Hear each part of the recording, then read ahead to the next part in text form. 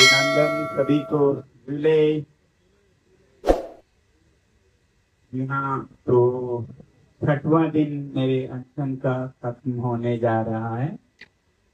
मेरा शरीर थोड़ा कमजोर हो रहा है, मगर मेरी आत्मा, मेरे रूह बिल्कुल वैसा ही फुर्तीला है और रहेगा। आज मैं आप लोगों को एक नई खबर बताना चाहता था, जिसे कि कुछ खबरी भी कहा जा सकता है। जैसा मैं कहता रहा हूँ, दो मुद्दे मेरे दिल के करीब हैं, शिक्षा और पर्यावरण। और सत्य और अहिंसा मेरा रास्ता रहा है और न्याय मेरी मंजिल।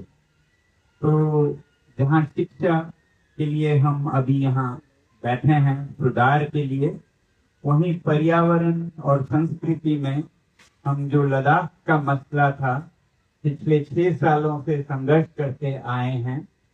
तो आज ही लेह में एक वार्ता हुई लद्दाख के नेताओं और गृह मंत्रालय के अधिकारियों के बीच, और उसमें लद्दाख के जो बचे हुए मसले थे उन्हें लगभग हल कर दिया गया, जिसमें गृह मंत्रालय राजी हुई कि वो लद्दाख में एक खास किस्म का लोकतंत्र स्थापित करेंगे, जैसा लोगों की अपेक्षा थी, और वैसे ही संस्कृति और प्रकृति के संरक्षण के भी उपाय किए जाएंगे, जैसा लोगों की अपेक्षाएं थी।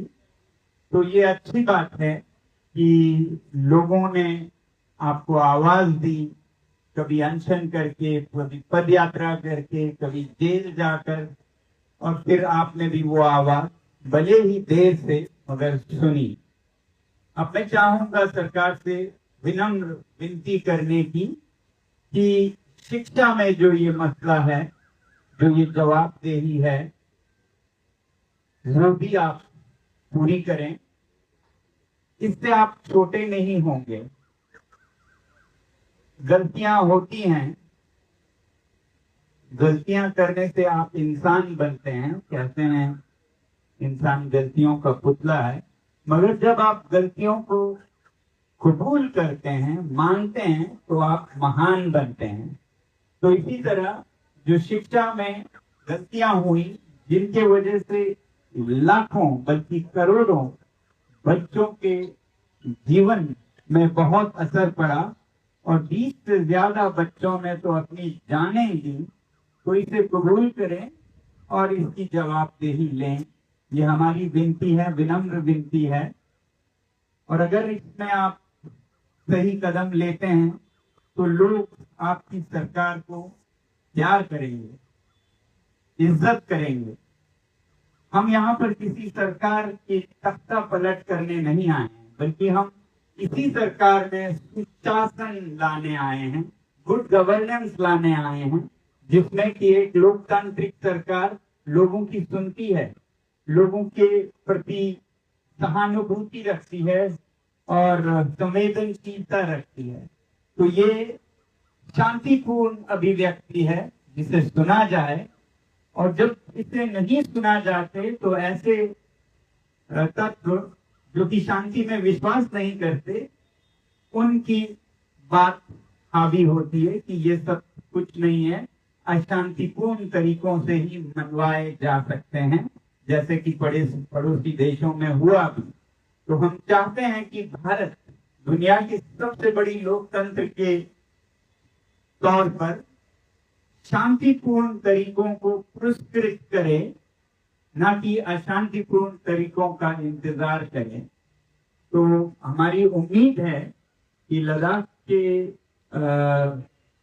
मसलों को जैसे उन्होंने गंभीरता से ली, वैसे ही करोड़ों विद्यार्थियों के इस आवाज को भी वो सुने, और ऐसा करके वो लोगों के और करीब पहुंचेंगे, वो और लोकप्रिय होंगे। और नहीं करते हैं तो हम तो कौन होते हैं सरकार बदलने वाले, मगर लोग सरकार जरूर बदलेंगे अगर लोगों की आप सुनेंगे नहीं तो।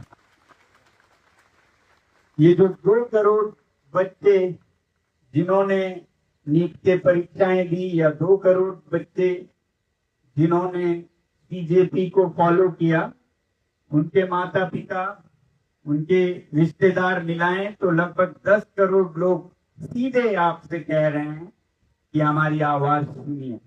और किसी भी लोकतंत्र में इतनी बड़ी संख्या में लोगों की अवहेलना करना एक सरकार के लिए शर्मनाक बात है।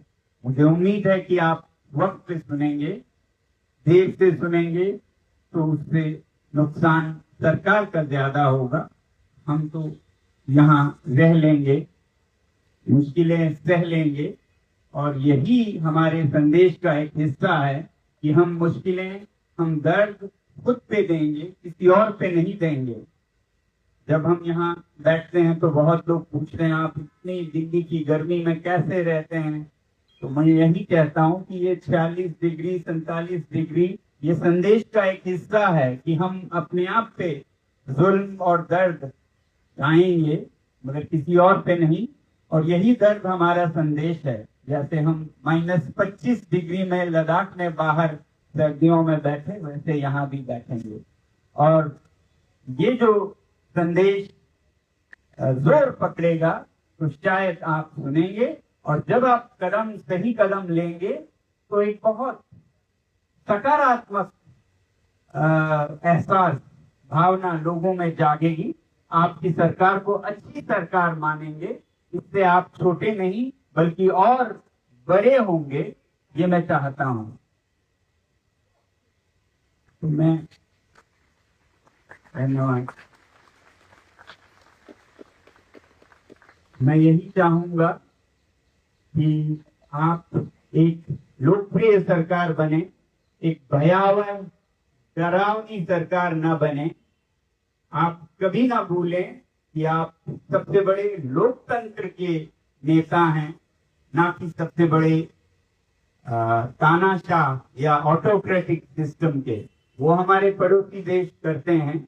आप दुनिया को ये दिखाइए कि लोकतंत्र में कैसे सरकारें संवेदनशील होती हैं और उस तरह से विश्व गुरु बने। और अगर आप ऐसे कदम उठाते हैं, जैसे इस मुद्दे पर आप जवाबदेही मांगते हैं, तो इससे आपका इज्जत और बढ़ेगा और आपके लिए और मदद मिलेगी कि जब जनता आवाज करती है तो नेताओं को, अपने मंत्रियों, अपने अधिकारियों को उसका खामियाजा भुगतने पे मजबूर कर सकते हैं। आपके लिए आसान होगा किसी अधिकारी को हटाना या मंत्री को हटाना जब हम आवाज करते हैं। तो हमारी आवाज कोई आपके खिलाफ नहीं है, बल्कि आप देख पाए तो ये आपके लिए सहयोग है कि आप एक सुशासन ला सकें। मेरी उम्मीद है कि आधे समय या काल के बाद जो आधी और बची है अभी के सरकार की, वो एक नया सवेरा लाएगा जिसमें कि सुशासन होगा, जिसमें कि लोग बोल पाएंगे और सरकार सुन पाएगी और सभी प्रणालियां ठीक होंगी। और जब आप जवाबदेही लेंगे भी तो हम आपका कोई बुरा भला नहीं कहेंगे, तिरस्कार नहीं कहेंगे, बल्कि धन्यवाद देकर उसका जश्न मनाएंगे। और नहीं करते हैं तो ये और भड़कता जाएगा, तो जिससे कि किसी के हित में कोई फायदा नहीं होगा। तो इसलिए मेरी तो यही विनती है कि जैसे लद्दाख के मसले पे हो रहा है, जिसका हमें आशा है कि ये एक अकॉर्ड या समझौता बन के भी आएगा, अभी तो ये प्रक्रिया है जिसमें अच्छे कदम लिए गए, वैसे ही आप शिक्षा में भी जवाबदेही और सुधार के ठोस कदम लेकर जवाबदेही लेंगे अपने मंत्रियों से और एक लोकप्रिय सरकार बन के दिखाएंगे। यही मैं कहूँगा आज सबके लिए।